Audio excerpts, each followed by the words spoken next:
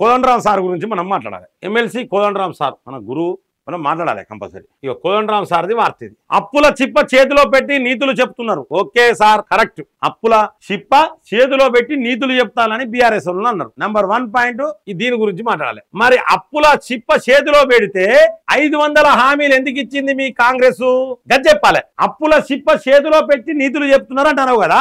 అప్పుల చిప్ప చేతిలో పెడితే ఈ 500 హామీలు ఎందుకు ఇచ్చిర్రు? ఈ ఉచిత పథకాలు ఎందుకు ఇచ్చిర్రు? మీరు ఒక మేధావి, మీరు ఒక తెలివిగల్లోళ్ళు, మేధావి, తెలంగాణకు మీరు జాతి పిత లెక్క, తెలంగాణ పిత లెక్క, తెలంగాణ ఉద్యమాన్ని ఉవ్వెత్తున నడిపించిన కోదండరాం సార్ ను ప్రశ్నిస్తా ఉన్నా. ఇన్ని అప్పులు గనక చేతిలో పెడితే ఉచితాలు ఎందుకు ఇచ్చిర్రు? ఎందుకు ఈ 500 హామీలు ఇచ్చిర్రు? ఒక్కటి చెప్పు. రెండోది, మేధావి అయిన కోదండరాం సార్ ను ప్రశ్నిస్తా ఉన్నా. ఉచిత పథకాలతోని దేశానికి రాష్ట్రానికి ప్రమాదమా, మంచిదేనా? గజ్జెప్పు. కేటీఆర్ రూల్స్ కు విరుద్ధంగా ఉన్న ఫామ్ హౌస్ ను ఎట్లా లీజుకు తీసుకున్నావు? కరెక్ట్ మాట.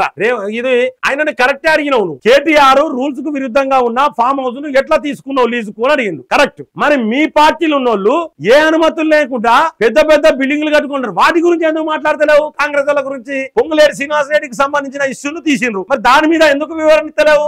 ఈ ఒక్క దాని గురించి వివరణ ఎందుకు ఇస్తాను? ఇది కూడా చెప్పాలి కదా. నాది కాదు దోస్తు అంటే నమ్మేటోళ్ళు ఎవరు లేరు. 10 ఏళ్ల బీఆర్ఎస్ పాలన అంతా విధ్వంసమే. కాంగ్రెస్ ఏం బగలగొచ్చింది? కాంగ్రెస్ పాలన ప్రజలు ఎందుకు తిరగబడతారు? ఎందుకు ఇబ్బంది పడతారు? రాజీవ్ విగ్రహం మీద వివాదం కరెక్ట్ కాదు. ఏంది కరెక్ట్? రాజీవ్ గాంధీకి తెలంగాణకు సంబంధం ఏంటిది? గజ్జెప్పు. మన్మోహన్ సింగ్ కు సంబంధం. తెలంగాణ ఇచ్చింది మన్మోహన్ సింగ్, సోనియా గాంధీ కాదు. సుష్మా స్వరాజ్ మద్దతు తెలిపింది. ఆమె బొమ్మ పెట్టు, మన్మోహన్ సింగ్ బొమ్మ పెట్టు, జయశంకర్ బొమ్మ పెట్టు.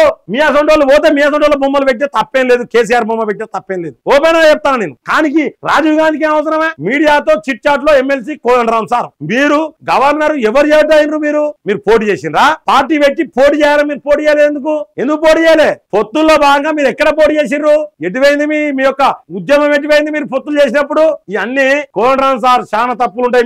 మీరు మాట్లాడలేరు. నేను అడిగిన ప్రశ్నలకు దేనికి కూడా మీరు సమాధానం చెప్పలేరు. ఈ కోదండరాం సార్ మాట్లాడతాడు ఇక ముచ్చట.